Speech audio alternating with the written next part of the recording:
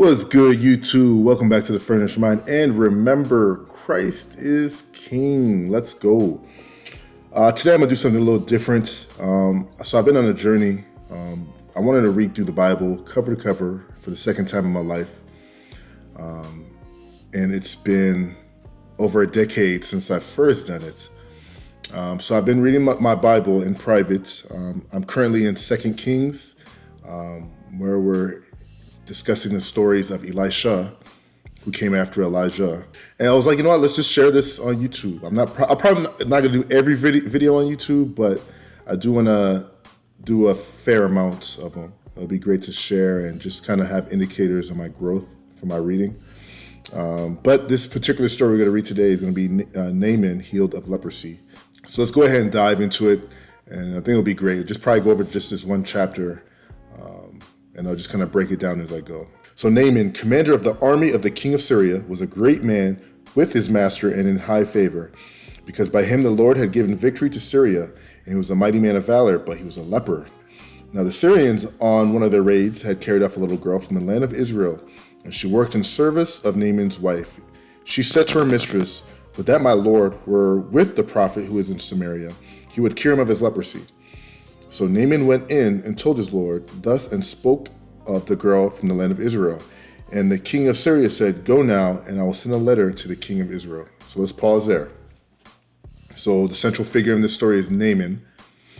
Naaman is a man in high regard, highly esteemed, due to his military resume, success in leading Syria to battle. Therefore, he is seen with high regard from the king of Syria. But there's something that's really interesting here, is that he was a leper. And if anybody's unfamiliar with leprosy, I just pulled up a picture here. So leprosy was a big deal in biblical times because it was easily transferable through touch. And basically, if anybody had leprosy in the biblical days, basically you were cast out from the synagogue and you were forced to live outside of the town. So basically outside of the city walls, you guys, all lepers had to basically live out there, fend for themselves, eat, find food on their own. As a leper, it was basically being excommunicated from the city that you were born and raised in. It was taken very seriously because, number one, we cannot allow it to spread because it can wipe out our entire city. It's heartbreaking as well because it's like, you know what, this is my brother, my friend, my sister, my mother, my father. They now have to be excommunicated for this disease that they have no control over. Now, to bring it back to the story, so the significance of this is the fact that because Naaman, the central figure here, has leprosy, but he's still allowed to work alongside the king in his military and is still held in high regard and highly respected. That tells you the kind of man and the kind of character that Naaman has, that he was of such respect and of such high regard that even though he had leprosy, a disease that would leave any other person excommunicated, they still allowed him within society.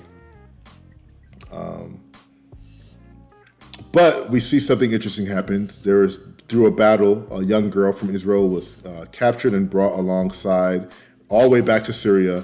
And basically, he employed her to work in his family, to work for his wife, basically taking care, like to alleviate the stress of his wife. She's basically be like an assistant, assisting with housekeeping type stuff, anything that like a traditional wife would do back in the day: cooking, cleaning, raising of the children, teaching children.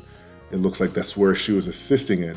And basically, she said, "Hey, there's a prophet back where I come from in Israel. If only Naaman had a way to connect with him, there's a good chance he can heal him." So let's go ahead and continue. So he went, taking with him 10 talents of silver, 6,000 shekels of gold, and 10 changes of clothing. And he brought the letter to the king of Israel, which read, "When this letter reaches you, know that I have sent to you Naaman, my servant, that you may cure him of his leprosy." And when the king of Israel read the letter, he tore his clothes and said, "Am I God to kill and make alive, that this man sends word to me to cure a man of leprosy? Only consider and see how he is seeking a quarrel with me." Oof. So Naaman is getting ready to go. He discusses it with the king, and the king was like, "Hey, let me write you a letter on your behalf.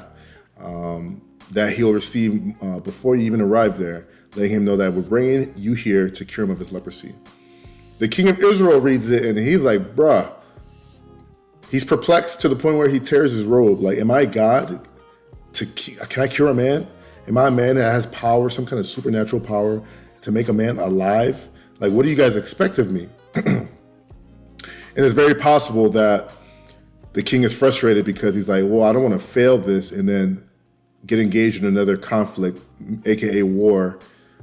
We don't want to do that again. We don't want to go into war. The story starts off by saying that he left Israel and he brought the girl with him after a conflict in Israel. So the king is perplexed, but let's go ahead and continue.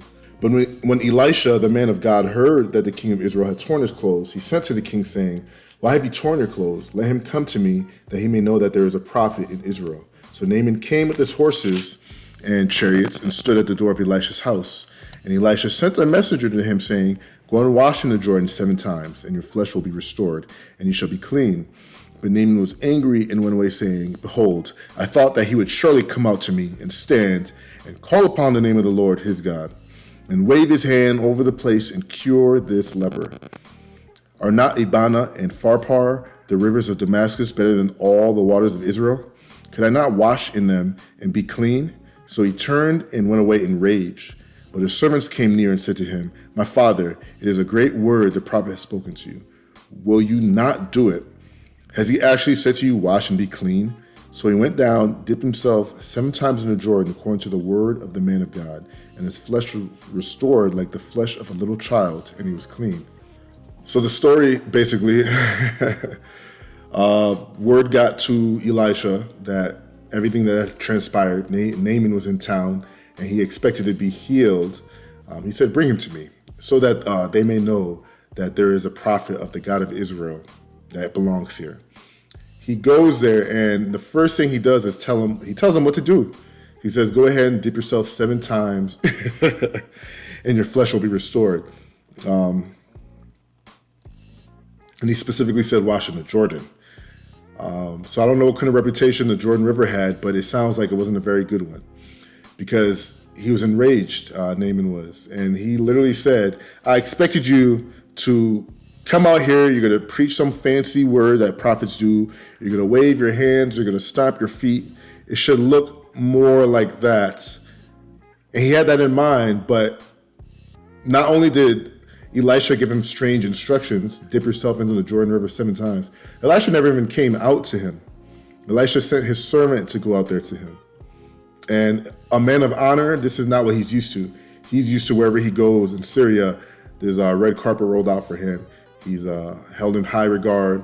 Everybody's respectful towards him. And this guy is sending a servant out to tell him to go dip yourself into a dirty river. But of course, it concludes by his servants make an appeal to him. He finally does it, and it works. He's healed. Let's continue. Then he returned to the man of God, he and all his company. He came and stood before him, and he said, behold, I know that there is no God in all the earth but in Israel. So accept now a present from your servant. But he said, as the Lord lives, before whom I stand, I will receive none. And he urged him to take it, but he refused. Then Naaman said, if not, please let there be given to your servant 2 mules load of earth. For from now on, your servant will not offer burnt offerings or sacrifice to any God but the Lord. In this matter, may the Lord pardon your servant when my master goes in the house of Rimmon to worship there, leaning on my arm, and I bow myself in the house of Rimmon. When I bow myself in the house of Rimmon, the Lord pardon your servant in this manner. And he said to him, go in peace. Long story short, he was thanking him by payment, and Elisha's wise enough to understand. He's like, it's not by my works that you're healed. It's by the power of God, the only living God, the God of Israel. That's why you're healed. And for me to accept payment on something I didn't do, but God himself did, like, that's sin in the eyes of the Lord. And Elisha's like, I'm not going to do that. I'm not accepting your gifts. And he said, well, at least do this for me. At least ask your God to pardon me, because he's under strict orders. He follows the king of Syria. And he's like, there's going to be a time where we're going to bow down to King Rimmon. I ask for a pardon from your God. And then Elisha's response was, go in peace. But when Naaman had gone from a short distance, Gehazi, the servant of Elisha, the man of God, said, "See, my master has spared this Naaman the Syrian, in not accepting from his hand what he brought. As the Lord lives, I will run after him and get something from him." So Gehazi followed Naaman, and when Naaman saw someone running after him, he got down from the chariot to meet him and said, "Is all well?" And he said, "All is well. My master has sent me to say, there have just now come to me from the hill country of Ephraim, 2 young men of the sons of the prophets. Please give them a talent of silver and 2 changes of clothing." Obviously, he's lying. And Naaman said, "Be pleased to accept 2 talents." And he urged him and tied up 2 talents of silver in 2 bags with 2 changes of clothing and laid them on 2 of his servants. And they carried them before Gehazi. And when he came to the hill, took them from his hand and put them in the house, and he sent the men away, and they departed.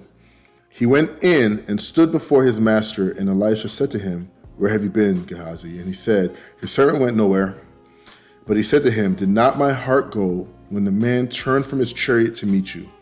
Was it a time to accept money and garments, olive orchards and vineyards, sheep and oxen, male servants, female servants? Therefore, the leprosy of Naaman shall now cling to you and your descendants forever." So he went out from his presence, a leper like snow. Ooh. So Naaman left. All the gifts that he originally brought, he's taking it back with him. And Gehazi, probably never seen that kind of money, that kind of fine clothing in his life. He's like, "Yeah, I want that." So he chased after Naaman, and Naaman saw him coming from a distance and said, "Is all well?" He made up a story and said that 2 random servants had came to visit Elisha. Please just to assist them, give me 2 shekels of silver and 2 things of clothing, and that'll be good enough for them to assist them and help them be better. And of course, Naaman being happy to give something as a gift because of the miraculous wonder that just happened to him, being cured of leprosy, he's like, "Sure, here, take silver, take 2 pieces of clothing. Not only that, servants will assist you in taking it back to your house." When he gets there, Elisha questions him, and he says, where are you coming from?"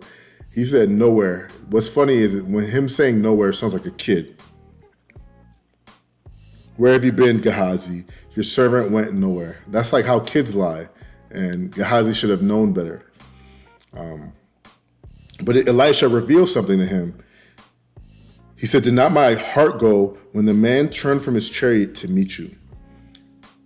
So we don't know if whether he physically saw him, maybe he followed Gehazi, or he saw it in the spirit, where maybe God showed him something in the spirit and allowed him to see what was going on.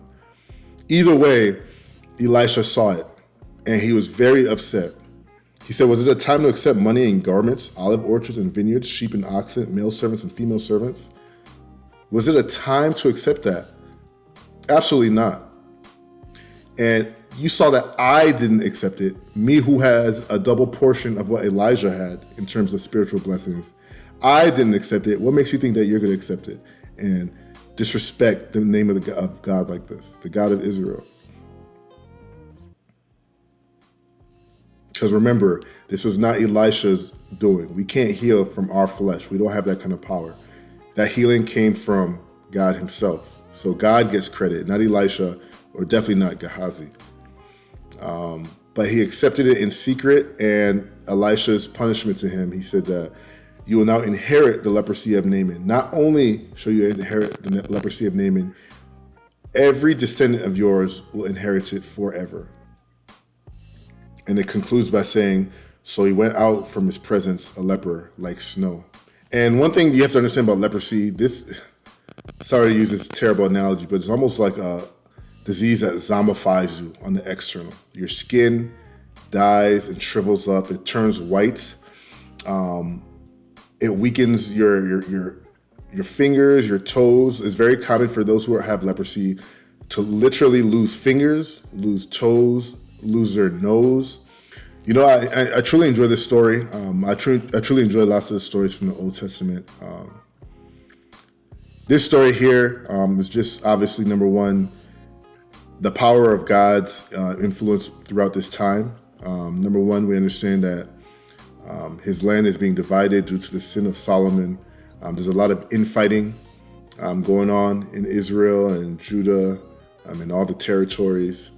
There have been a lot of kings that have come after David and then Solomon who have not followed in the way of the Lord, but unfortunately have followed in the ways of the crooked and corrupt kings of their time, like Jehoshaphat.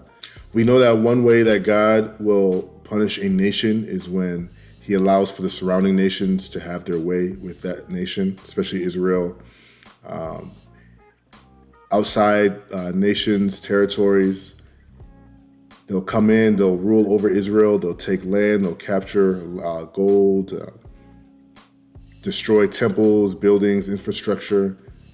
And it seems like, obviously, this is kind of the chapter where Israel is heading in that direction, and it's outlined from king to king to king to king. But shout out to Elisha for displaying his wisdom and not giving in to material desires, worldly desires. But also let that be a learning lesson from Gehazi. That we can all take away from this is that the things of God is not something that we could sit here and steal his glory. When God works, when God moves, he works for his glory first and foremost before he does for anything else. And we have to understand that we can't take credit for the things that God did, especially by receiving monetary payments for the things that God is doing, which is why I have a big problem with a lot of these word of faith churches where they preach health, wealth, prosperity. There's a lot of these guys that charge for healing cloths, and they'll charge you to pray over them $1,000. It's like, oh Lord, there's a whole bunch of nonsense going on, and they're all following the steps of Gehazi. They're accepting material gain for things that God does himself, not man. But all in all, that was 2 Kings chapter 5. Once again, might go ahead and just continue doing this every now and then, just pop in with a random reading. It might not be chapter 6 next time because I might read beyond that, but it might be chapter 6 as well. Who knows? With that being said, you guys let me know what you think about this story. What are your thoughts surrounding the characters, Naaman, Elisha, or Gehazi? Until then, deuces.